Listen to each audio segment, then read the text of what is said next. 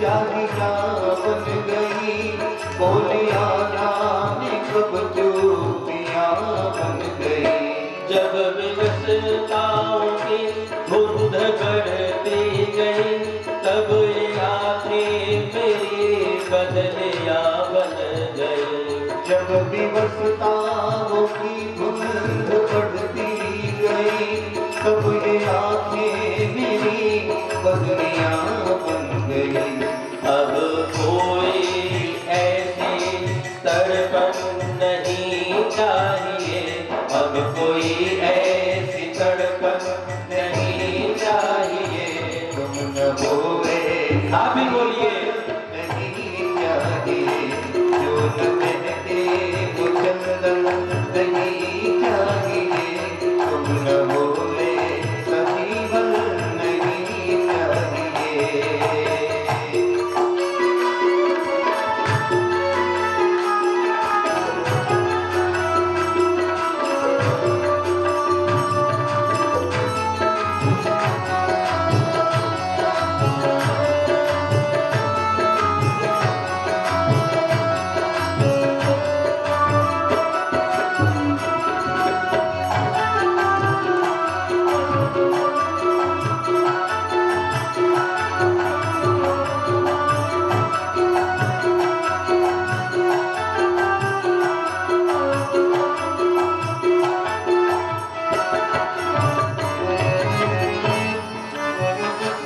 आखिरी जो भाव है उसको आप ध्यान से सुनिए और गुनगुनाइए और बहुत विचार करिएगा कि किस परिस्थिति में लेखक ने ये बात लिख दी होगी। सुनिए। प्रेम में दर्द है क्यों ये कहते रहे, फिर हम दूरियों की क्यों सहते रहे। प्रेम में दर्द है क्यों ये कहते रहे, पीर हम दरियों की क्यों सहते रहे। प्रेम में बड़ा कष्ट है, हम ये क्यों कहें। अरे हम गोपियों ने भगवान से प्रेम किया, भगवान को पा लिया। भरत जी ने प्रेम किया, भगवान को पा लिया। जिसने भगवान को, प्रभु को, रूप नारायण को 4 रूप, अरे दूर की बात ना करें, हम इसी राजस्थान की गरिमामयी माता की बात करें, मीरा जी की, अपने दादाजी, अपने बाबा रामचंद्र जी के साथ हर दिन लगभग 4 भुजानाथ के दर्शन करने आती थी। आपको पता होना चाहिए, हर दिन अपने राव दूधा जी के साथ, पिता के साथ नहीं, दादाजी से बड़ा स्नेह था। राव दूधा जी के साथ रोज दर्शन करने 4 भुजा जी की आती थी। 4 भुजा जी के हाथों से माला सरक सरक कर रोज गिरती थी और मीरा जी जब प्रणाम करती तो उनके गले में पड़ जाती थी। मानो 4 भुजानाथ ने कह दिया, चिंता मत करो, तुम तो मेरी बिंदड़ी हो और मैं तुम्हारो बिंदु है, और मेरी बिंदड़ी हमारो दर्शन करवे आ गए और बिंदु आके गले में जयमाल चढ़ाए, तो कहो बात के बिंदु कहे बात की बिंदड़ी। तो भगवान ने रूप 4 भुजानाथ ने कृपा करके मीरा जी को अपनाया। आप अनुभव करिए उस सुख का। तो प्रेम में दर्द है क्यों कहते रहे, क्यों कहें। अरे बड़ा आनंद है साहब इस प्रेम में, दर्द है लेकिन उस दर्द में भी आनंद है। पीर हम दूरियों की को सहते रहे। प्रभु जब आप हमसे प्रेम करते हो, हम आपसे करते हैं, तो हमको क्यों दूर रखे हो, अपने पास बुला लीजिए ना। अब सुनिए। प्रेम में दर्द है क्यों ये कहते रहे, पीर हम दूरियों की क्यों सहते रहे। प्रेम में दर्द है ये क्यों कहते रहे, पीर हम दूरियों की क्यों सहते रहे। स्वप्न में जो बनाए मिलन के महल, वो हकीकत में क्यों रोज ढहते रहे।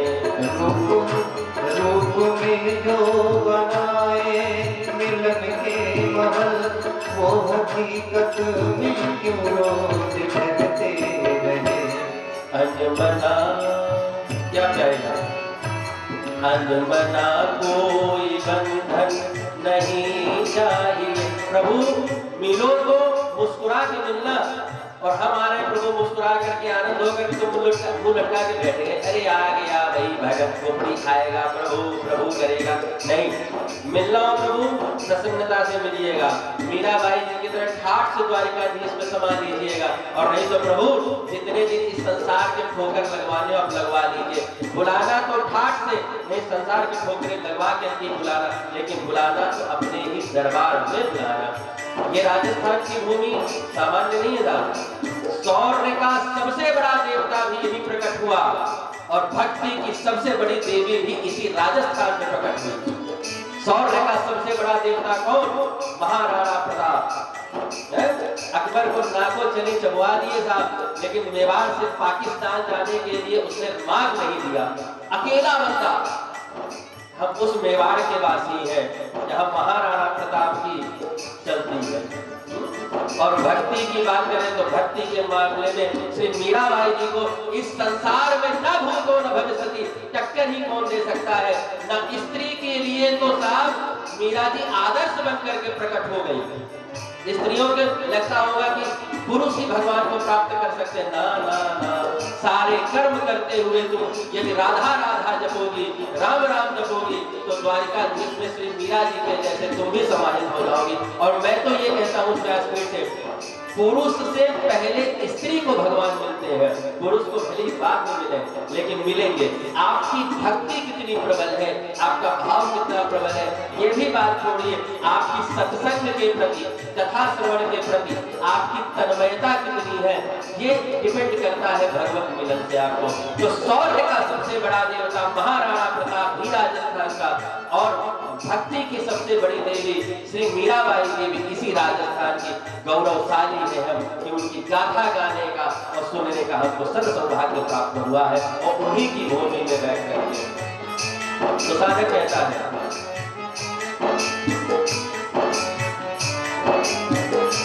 सपन में जो बनाए मिलन के महल, वो हकीकत में क्यों रोज कहते रहे।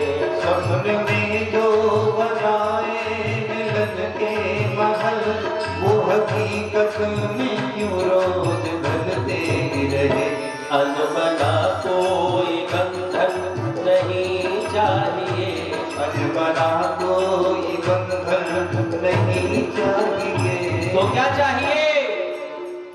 तुम न हो ऐसा जीवन नहीं चाहिए, तुम न हो ऐसा जीवन नहीं चाहिए। जो न महके वो चंदन नहीं चाहिए, जो न होए, जो न महके वो चंदन नहीं चाहिए। तुम न हो ऐसा जीवन नहीं चाहिए, तुम न हो ऐसा जीवन नहीं चाहिए, तुम न हो ऐसा जीवन नहीं चाहिए, तुम न हो ऐसा जीवन नहीं चाहिए।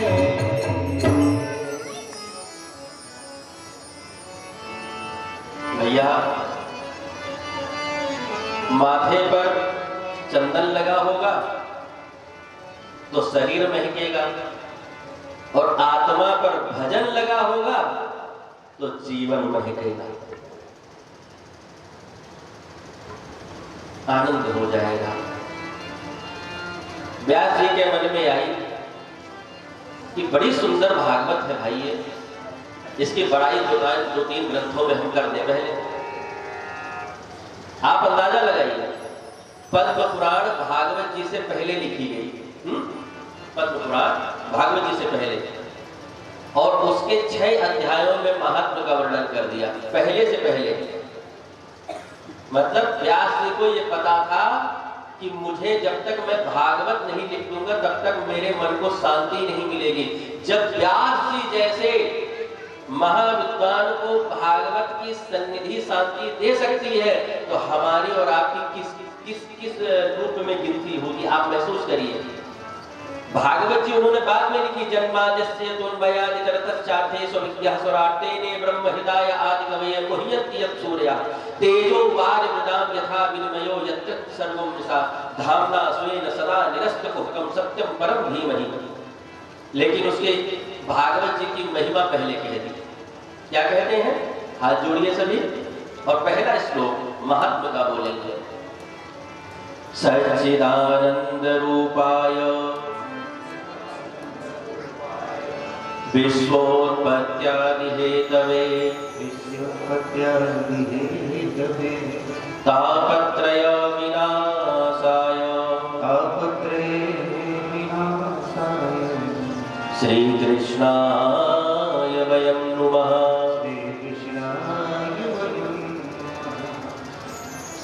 व्यास जी को ये पहले ही लग गया था कि इस भागवत का कलयुग में बहुत प्रचार प्रसार हो जाएगा और एक कथा सुनने के बाद ही चार भुजानाथ के प्रेमी श्री कृष्ण प्रेमी हो जाएंगे। भागवत जी की ऐसी गरिमा ऐसी महिमा हो जाएगी आने वाले समय में। इसीलिए उन्होंने भगवान के स्वरूप का वर्णन कर दिया। व्यक्ति अगर आकर्षित होता है तो उसके स्वभाव से, स्वरूप से या सामर्थ्य से, तीन में से किसी एक पर आकर्षित होता है। या तो देखने में बड़ा सुंदर हो, तो दूसरा अगर नहीं है तो भाई उसकी सामर्थ्य बड़ी मजबूत हो, दमदारी हो, तीसरी या तो उसके पास स्वरूप भी नहीं है, सामर्थ्य भी नहीं, लेकिन स्वभाव बहुत अच्छा है, तो भैया आदमी उससे बात करने का उससे मन करता है कि स्वभाव बहुत अच्छा है इसका। लेकिन श्री कृष्ण में तो स्वरूप के मामले में भी नंबर 1, सामर्थ्य के मामले में भी नंबर 1 और साथ स्वभाव का तो पूछना ही क्या। तो तीन बातों की चर्चा करिए। पहले स्वरूप का कहा है। कैसे चार भुजानाथ जी हमारे? देखिए, सच्चिदानंद रूपाय, रूप कैसा है उनका? सच्चित और आनंद। इस लगभग 465 वर्ष मीरा जी के गए इस धराधाम से हो गए। लगभग 1-2 वर्ष 4 वर्ष का नहीं कह रहे, लगभग 465 वर्ष पहले श्री मीनाबाई जी इसी चार भुजानाथ में आती थी दर्शन करने, जिसके दर्शन आप सब लोग करते हो, मैंने करे अपने जीवन में, आह्लादित हुए। मीराबाई जी समझ गई इस बात को। कैसी हैं? भक्ता है, सत्संग किया है। कैसा है भगवान का स्वरूप? सच्चित आनंद। भगवान सत्य है, भगवान थे और हैं और रहेंगे। संसार न था, न है और न रहेगा। जितना भगवान है उतना संसार उल्टा है। तो सत्य है, भगवान सदैव सत्य है, हर काल में सत्य है। आप सो रहे हो लेकिन भगवान तब भी आपको देख रहे हैं। चित्त है, मतलब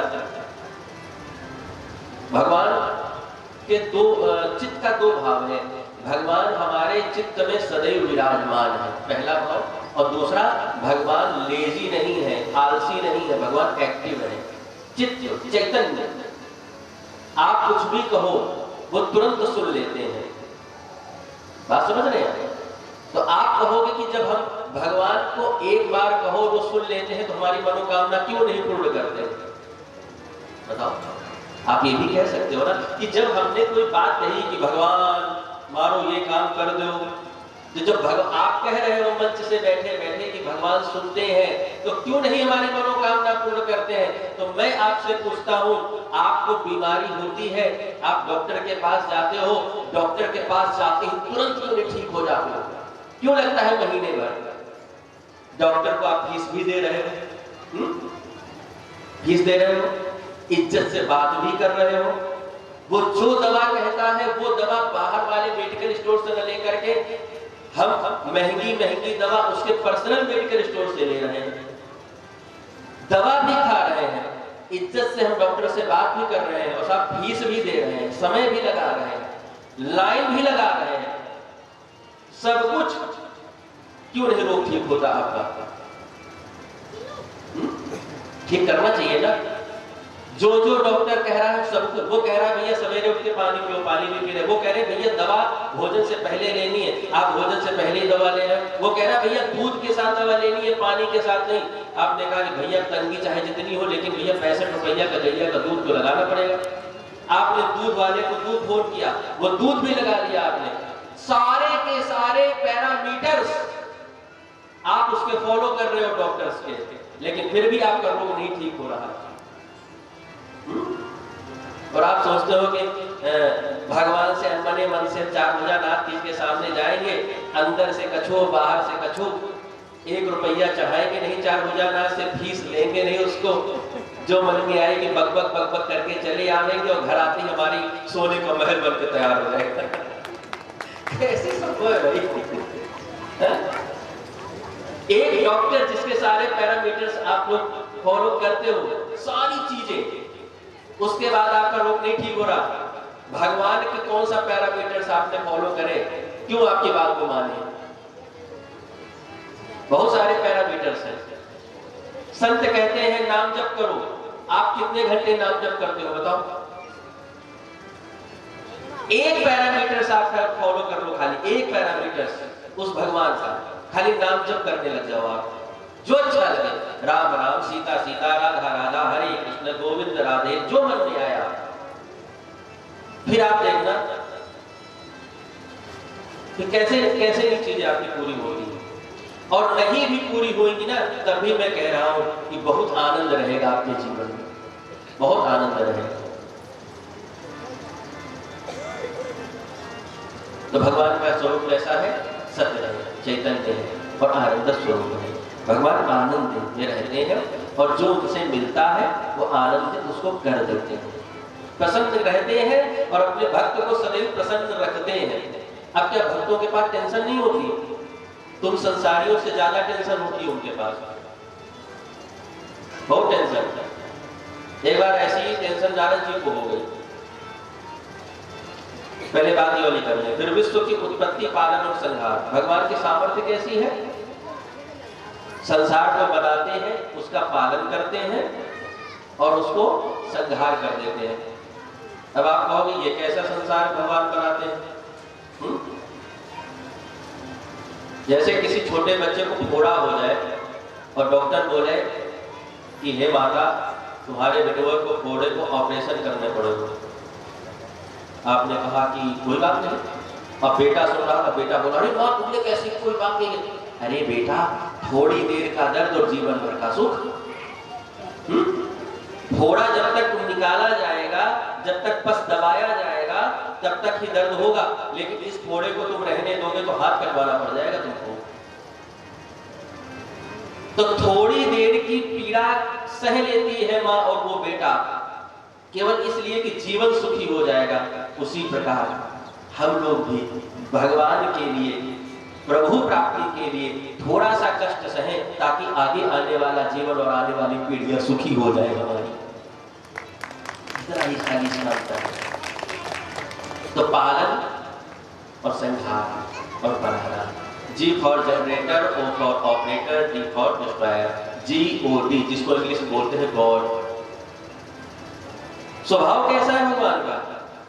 तापत्रय विनाशाय। एक शर्त है, श्री कृष्णाय वयं नमः। केवल भगवान श्री कृष्ण को सवेरे शाम प्रणाम कर लो, दंडवत। तो उससे लाभ क्या होगा? लिखा है तापत्रय विनाशाय। 3 प्रकार के ताप, दैहिक, दैविक और भौतिक, 3 प्रकार के तापों का नाश हो जाता है। दैहिक मतलब शरीर में जो रोग जनित पीड़ाएं हैं। दैविक कौन सी? जो देवताओं के द्वारा आपदा आती है। और भौतिक, संसार में किसी की उपलब्धि को देख करके उसके प्रति कुंठा की भावना, संसार के प्रति। हम संसार का जितना चिंतन करेंगे, ये भी एक भौतिक दोष है हम लोगों का। हम लोग जगत का चिंतन न करके जगदीश का चिंतन करें। ये भगवान कृपा करते हैं जब आप नित्य भगवान को प्रणाम करते हो। बोले रूप नारायण भगवान की जय हो। श्री कृष्णाय नमः।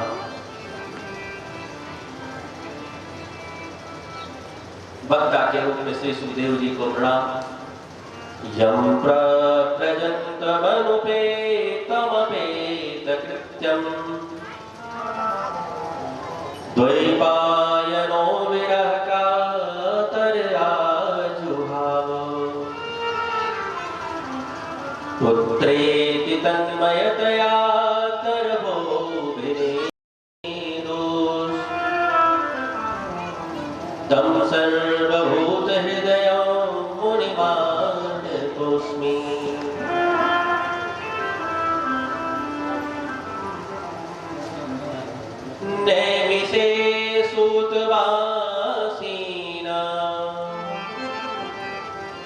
मविवाद्य महामतिम् कथामृतरसास्वादकुशलः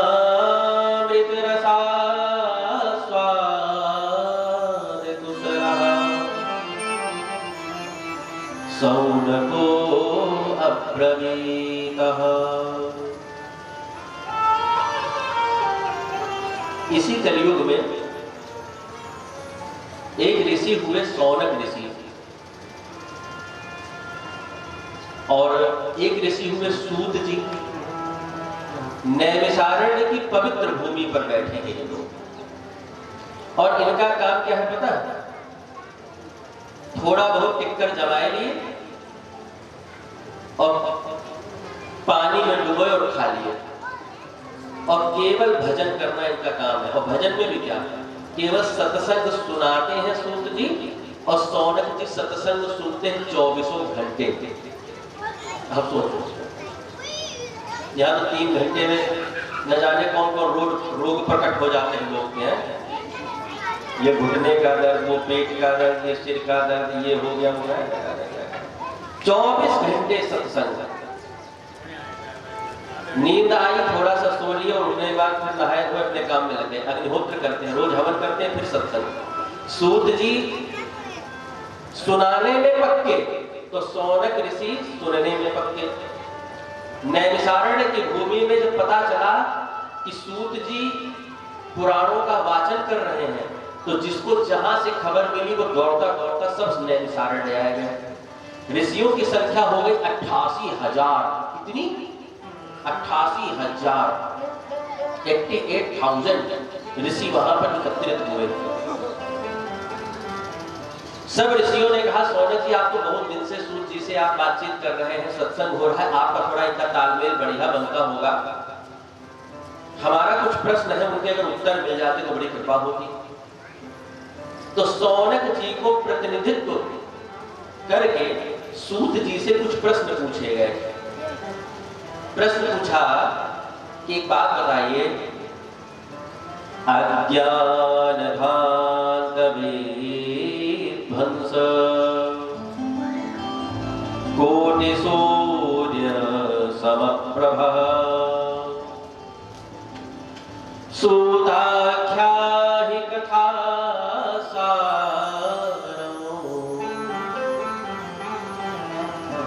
मम रसायनम।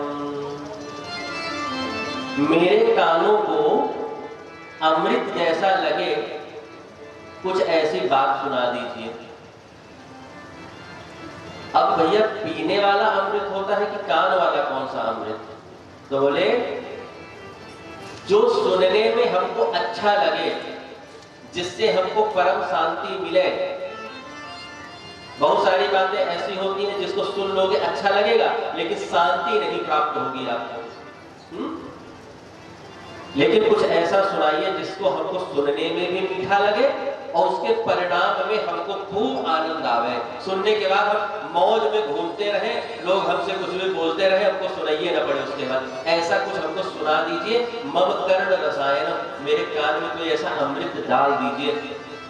जैसे अमृत पीने के बाद विष काम नहीं करता, उसी प्रकार भगवान की कथा, जगदीश की कथा सुनने के बाद जगत का शब्द काम नहीं आता। या तो जगदीश या तो जगत। एक बार भगवान की चर्चा हमारे कानों में पड़ गई, फिर जगत की बातें साहब सुहाती नहीं। हम एक जगह बैठे कहीं चर्चा कर रहे थे, तो वो संसार किसी परिवार में कहीं बैठे हुए थे, तो हमको बहुत सारी बातें बताई। लगभग 20-25 मिनट हो गया। तो हमने उनसे कहा, देखो हमको भगवान ने इसलिए पैदा किया है धरती पे कि हम बोलने वाले हैं, हमसे सुन लो, हमको सुनाओ ना। हम सुनने के लिए नहीं, हम सुनेंगे तो खाली कथा सुनेंगे, या तो हमको वो सुना दो, और इस संसार की बातें बहुत देर नहीं, भगवत चर्चा कर लो हमसे। तो बोले अरे महाराज फिर आप ही सुनाइए।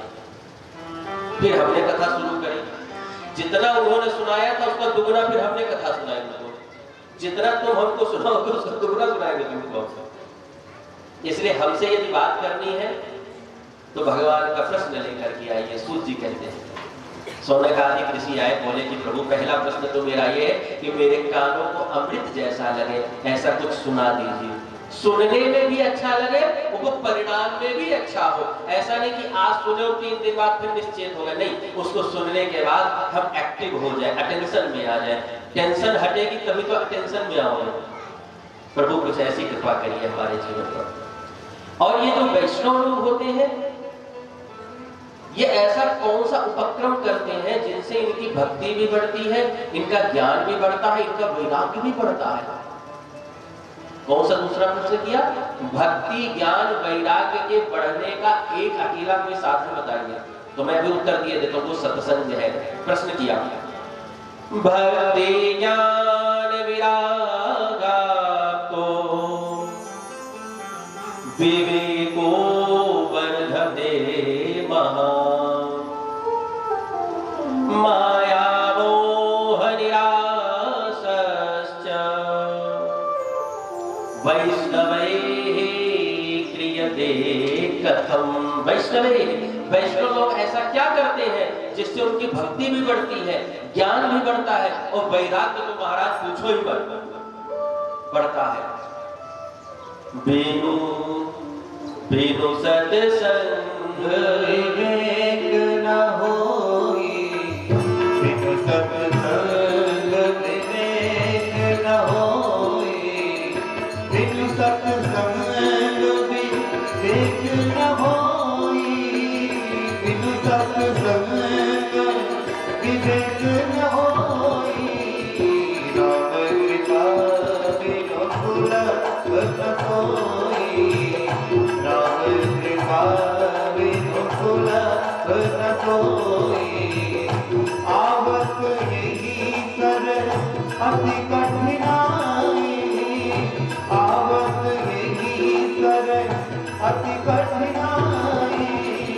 राम कृपा बिनु आति न जाई, राम कृपा बिनु आति न जाई, राम कृपा बिनु आई न जाई। सौनक जी ने अगला प्रश्न किया और कहा, महाराज एक बात और बताइए, घोर कलयुग आने वाला है।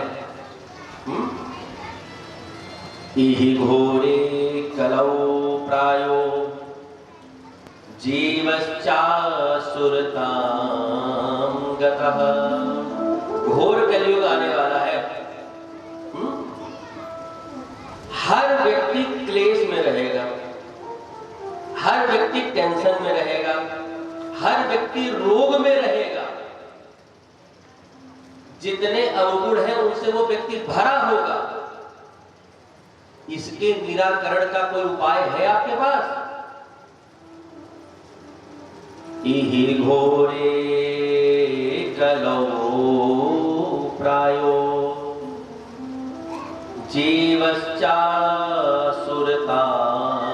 गतः, क्लेशाक्रान्तस्य तस्यैव शोधने किं परायणम्। शोधने किं परायणम्। आपके पास ऐसे जीव को शोधन अर्थात शुद्ध करने का परायणम कोई परायण है, कोई साधन है? कृपया करके हमको बताइए। घोर कलयुगी मानवों के लिए क्या करना है उस समय? तब सूत जी बोल रहे हैं, बहुत बड़ी बात पूछ ली है तुमने, अब इसका उत्तर सुनो। तब सूत जी कहते हैं, काल व्याल मुख ग्रास, काल व्याल मुख ग्रास, काल व्याल मुख ग्रास, काल व्याल मुख ग्रास, काल व्याल मुख ग्रास, त्रास निरस हेतवे, त्रास निरस हेतवे, त्रास निरस हेतवे, त्रास निरस हेतवे। श्रीमद्भागवतं शास्त्रम्, श्रीमद्भागवतं शास्त्रम्, श्रीमद्भागवतं शास्त्रम्, श्रीमद्भागवतं श्रीमद्भागवतं शास्त्रम् कलौ कीर्णभासितं कलौ कीर्णभासितं कलौ कीर्णभासितं। काल व्याल मुखग्रास त्रास निर्णास हेतवे। तो करना क्या है? श्रीमद् भागवतम शास्त्रम कलौ कीरेण भासितम। कलयुग में केवल एक चीज साध लो आप, ज्यादा नहीं कुछ करना है, एक चीज। बहुत ध्यान से सुनना, ये जो मैं बोलने जा रहा हूँ दिमाग से निकले नहीं बात। कलयुग में एक साधन पकड़ना है हम लोगों को। काल व्याल मुखग्रास लिखा है, किसी गंगा की नदी के तट पर एक सर्प ने एक मेढक को अपने मुख में भर लिया। ठीक, अभी भी मेढक मुख के अंदर खेल रहा है, क्योंकि उसको पता ही नहीं है कि बड़े से सर्प के मुख में है। आप बताइए वो मेढक कब तक सुरक्षित रहेगा? काल व्याल मुखग्रास त्रास निर्णास हेतवे। वो मेढक तभी तक सुरक्षित है जब तक वो सांप अपना मुंह नहीं बंद कर लेता। जैसे ही सर्प ने अपना मुख बंद किया, उस मेढक की मृत्यु हो जाएगी। उसी प्रकार वो मेढक कोई और नहीं है, हम और आप ही हैं जो मेढक हैं, और ये सर्प कोई और नहीं, ये काल ही सर्प है, ये मृत्यु ही सर्प है। हम लोग कब तक सुरक्षित हैं? जब तक उस काल रूपी सर्प ने अपना मुख नहीं बंद किया है, तभी तक हम फुदक ले और टर्र टर्र कर ले, इधर से उधर उधर से इधर कर ले, हैं? तभी तक सुरक्षित हैं। और जैसे ही उस काल ने अपना पंजा दबाया, फिर सब लोग कहेंगे महाराज तो कल बढ़िया कथा सुनाए रहे थे, आज ना बचे, भगवान जाने का भयो। तो कोई कहेगा साइलेंट अटैक आए गयो, कोई कहेगा ब्लड कैंसर। दुनिया भर की बातें भी पीछे पीछे होनी शुरू हो जाएगी। जब तक जीवित है भैया भजन कर लो, राम नाम जप लो। नाम का आप अपने बैंक खाते में चाहे जितना रुपया इकट्ठा कर लेना, लेकिन आपके पास यदि नाम का अकाउंट नहीं है तो साहब बहुत बड़ा नुकसान हो रहा है जीवन का। चलते फिरते उठते बैठते जितना हो सके नाम का अभ्यास करिए, ये एक अभ्यास है। तो उस जब आप अंतिम समय आएगा तब यही अभ्यास आपका काम आएगा, यही अभ्यास आपका काम आएगा, क्योंकि उस समय आप कुछ नहीं कर सकोगे। जो आपकी अधिकतर चेतना में है, बहुत ध्यान से सुनना, जो आपकी चेतना में है, जो आपने अपने जीवन में किया है, वही बातें आपको अपने अंतिम समय में याद आएंगी। इसलिए अपने सब कर्मों को करिए, लेकिन भगवान के नाम को फर्स्ट प्रायोरिटी देते हुए नाम का अभ्यास करिए। राम राम राम राम राम राम राम, जो अच्छा लगे, राधे गोविंद सीताराम, अभ्यास करना है इसका। हे सौनकादिक ऋषियों, कलयुग में जीव को क्या करना है? श्रीमद् भागवतम शास्त्रम कलौ कीरेण भासितम। श्रीमद् भागवत महापुराण महाशास्त्र का श्रवण करना है बस। इसको जितना अधिक हो सके उतना श्रवण करते जाइए।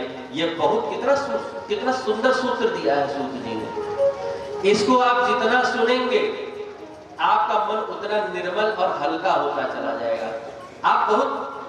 आपका वजन भले 100 किलो का हो, लेकिन आपको लगेगा तो 15 किलो के बचे एकदम, क्योंकि यहां से हट गया ना, बहुत कुछ यहां से निकल गया। इसलिए no tension, except only attention. आप भागवत जी के प्रति अपने कंसंट्रेशन को बढ़ा दीजिए, उस लिसनिंग पावर को, उस सुनने की क्षमता को आप बढ़ा दीजिए। फिर आप देखिए आपके जीवन में कितना आनंद हो जाएगा। सभी लोग बोलिए श्री रूप नारायण भगवान की जय हो, चार भुजानाथ की जय हो।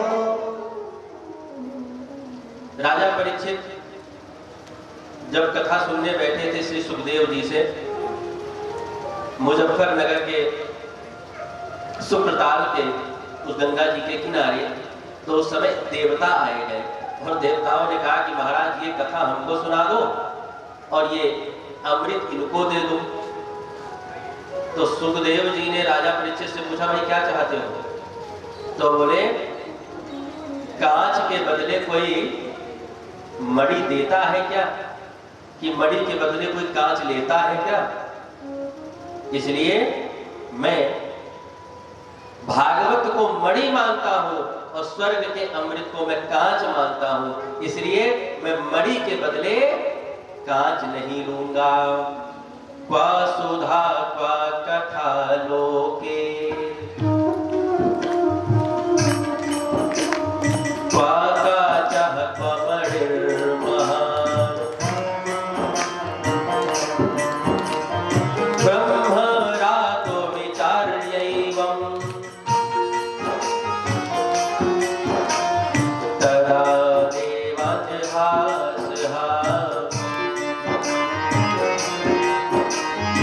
तदा देवाजहासः।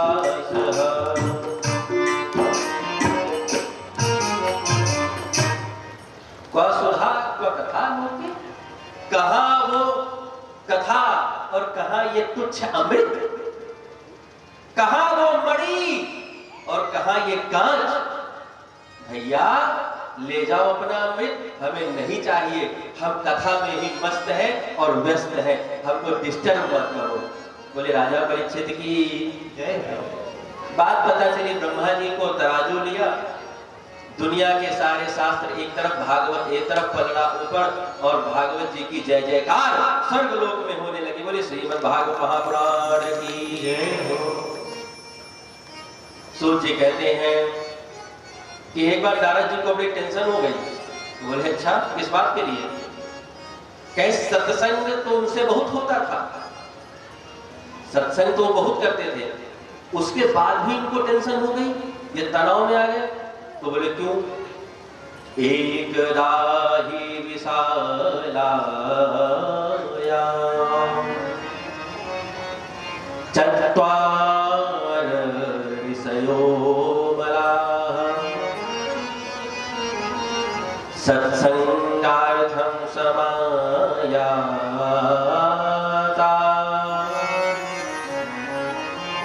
ददृशोस्तत्र नारदम्।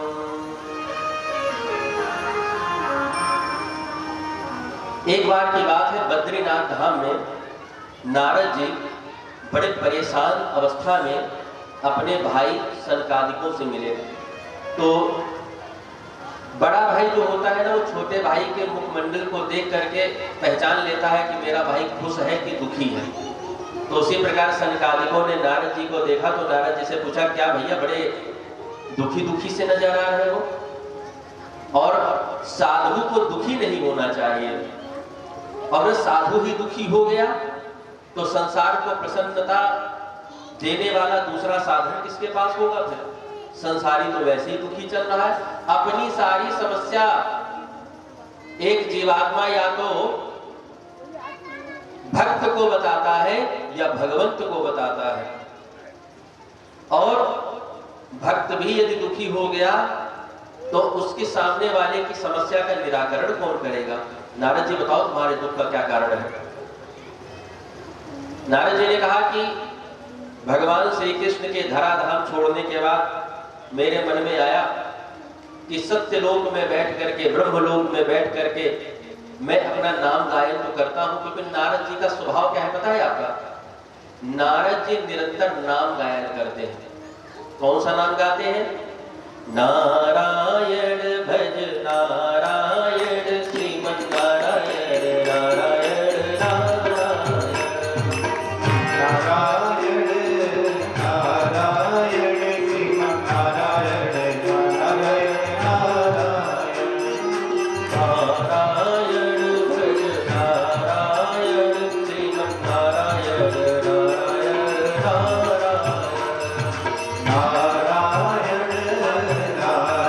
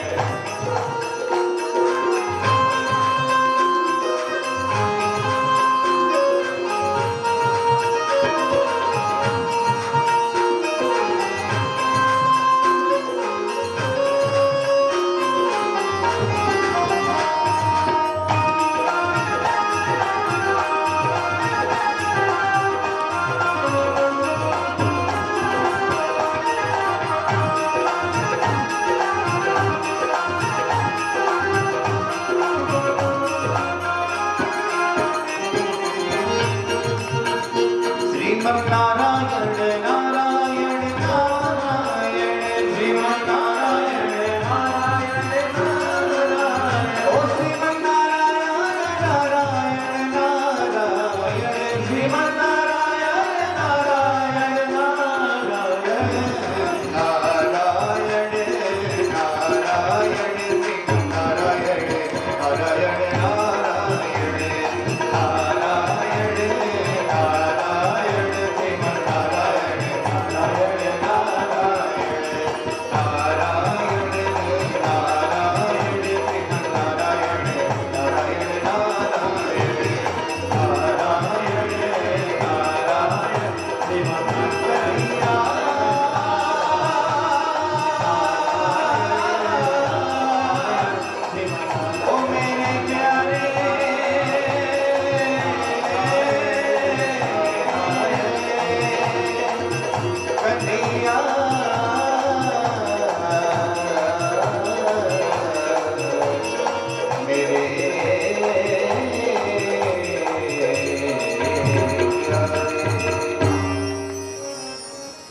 तो नारद जी नारायण नारायण कर रहे थे, लेकिन उनकी इच्छा हुई कि हम सत्संग सुने जा करके।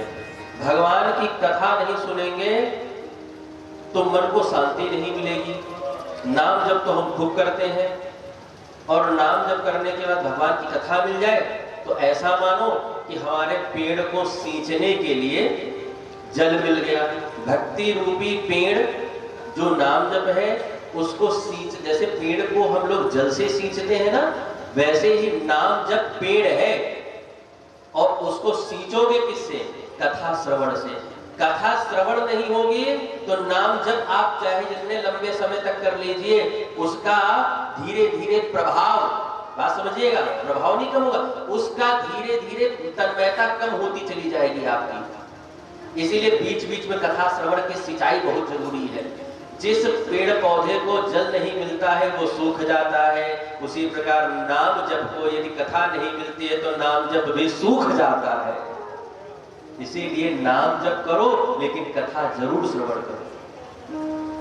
और सब कितना सुंदर सिद्धांत दे रहे हैं।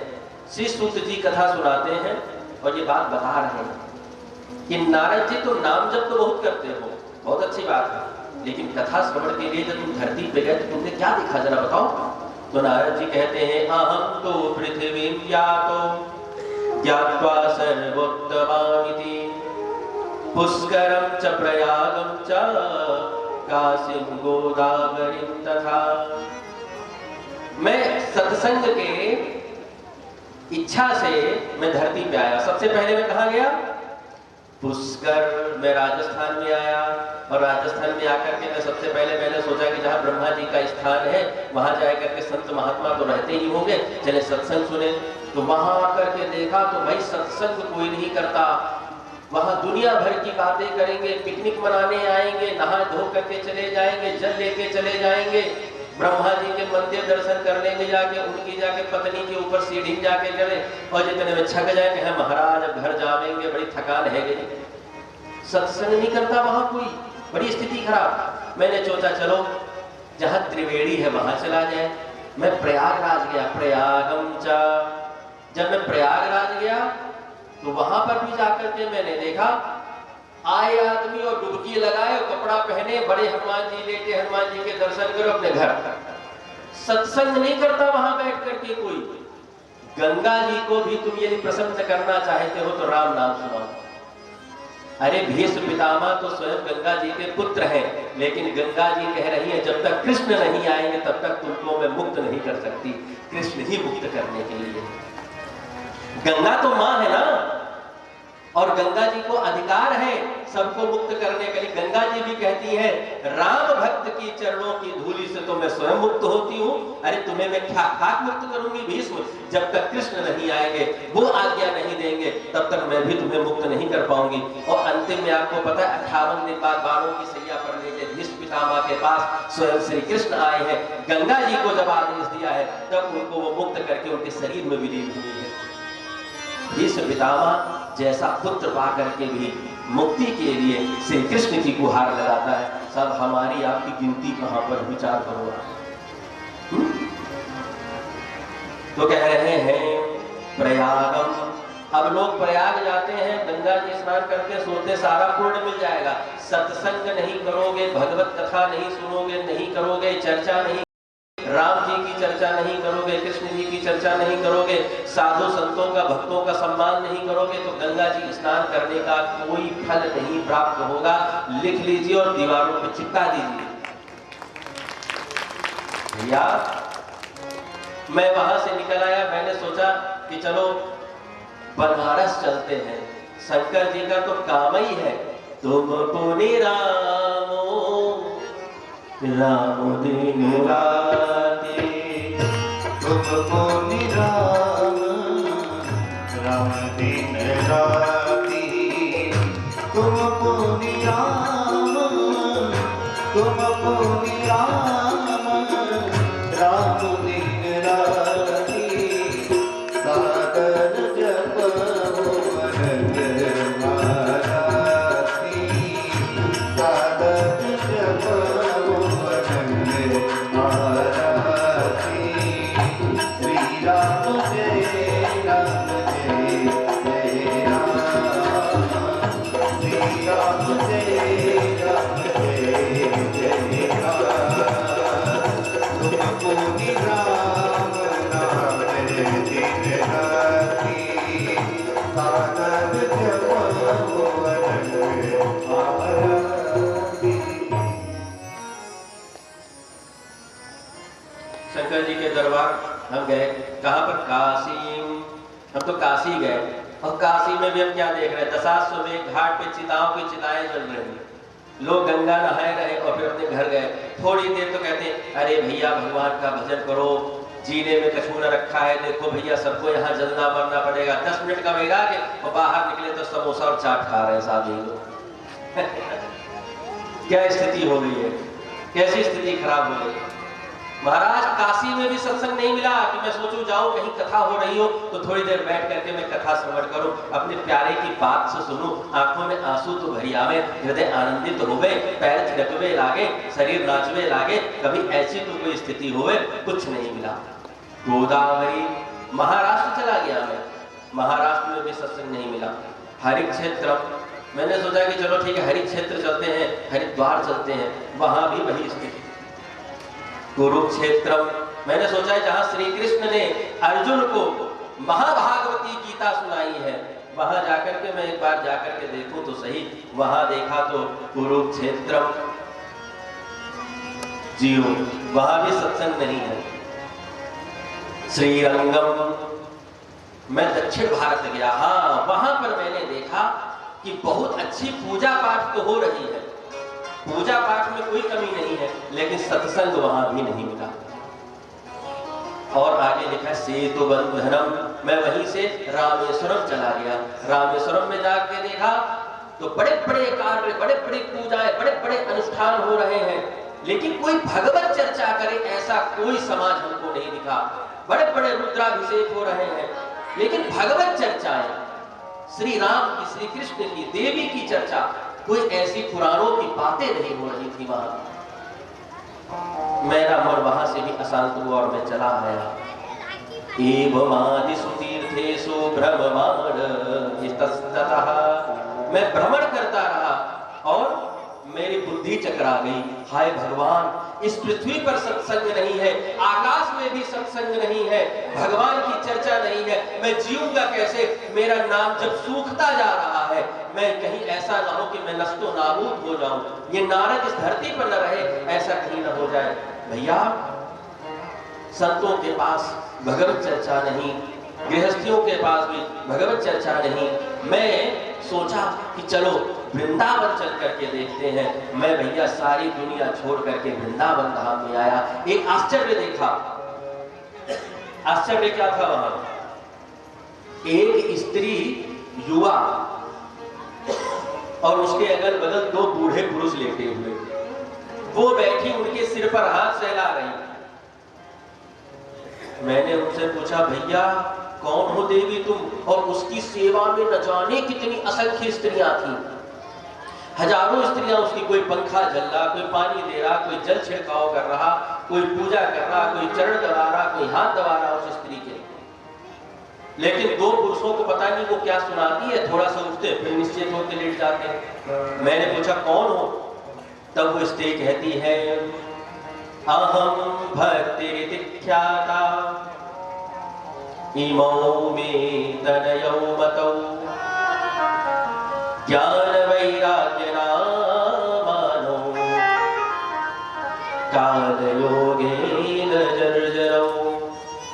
अहम भक्तिरितिख्याता, मैं कौन हूँ? हे नारद जी, मैं भक्ति हूँ। इमौ में तनयो मतौ, ये मेरे दोनों पुत्र हैं। अरे राम राम राम, आपके पुत्रों की ये दुर्दशा, वो भक्ति के पुत्र है। क्या नाम है इनका? तो कहा इनका नाम है, एक का नाम ज्ञान और एक का नाम है वैराग्य। हाय भगवान, नारद जी ने अपना सिर पीटा, कहा भक्ति तरुणी है और ज्ञान वैराग्य बूढ़े, मतलब माँ जवान है और बेटवा बूढ़ा। ये कलयुग का प्रभाव देखो। भक्ति कैसी हो गई? भक्ति तरुणी है, भक्ति चल रही है, ठीक है। भक्ति न होती तो भागवत न होती, लेकिन ज्ञान को कौन पूछे, वैराग्य को कौन पूछे? किसी से कह दो भैया एक दिन का एकादशी व्रत रहना है, 100 बातें कर देगा, महाराज क्या करना होगा, क्या खा, उसमें भी खाना क्या होगा, क्या नहीं खाना हो। अरे ना खाओ, एक दिन कम खा लो, महाराज नहीं चलता। अच्छा ऐसे कर लो, फिर उनको भैया ऑप्शन देते कुट्टू की पूरी बनाए, लेकिन रहो, व्रत रहो। ऐसा कलयुग का प्रभाव, स्थिति बड़ी खराब है, क्या करा जाए। भक्ति मैया बड़ी चिंतित है, कहे महाराज समाधान हमको पता होता तो आप जैसे साधु से क्यों पूछते। जब संसार में कोई मार्ग न दिखे तो किसी नाम जापक साधु के चरण पकड़ करके अपनी बातें कह देना, तत्काल मार्ग मिल जाएगा। ये भगवत कृपा होती है, उनके साथ ऐसा संग बनता है। नारद जी ने कहा कि मैं इनको जीवित करूंगा, इनको मैं चैतन्यता में लाऊंगा। नारद जी ने वेद, वेदांत, महाभारत, 17 पुराण, गीता सब कुछ सुना दी, सब कुछ। ज्ञान वैराग्य थोड़ा सा उठते हैं, अपनी सामर्थ्य को जानते हैं कि अरे मेरी वजह से तो ये ग्रंथ लिखे गए, ज्ञान ना होता तो ग्रंथ कैसा, वैराग्य ना होता तो लिखता क्यों। जिसके भीतर वैराग्य है वही तो ग्रंथ लिखेगा, जिसके भीतर ज्ञान है वही तो ग्रंथ लिखेगा। अपनी शक्ति को उन्होंने जाना, थोड़ा सा उठे फिर लिख गए। अब तो महाराज उनकी स्थिति बड़ी खराब, वो सोचे कि कैसे बात बनने वाली। नारद जी ने कहा कि आप चिंता मत करिए।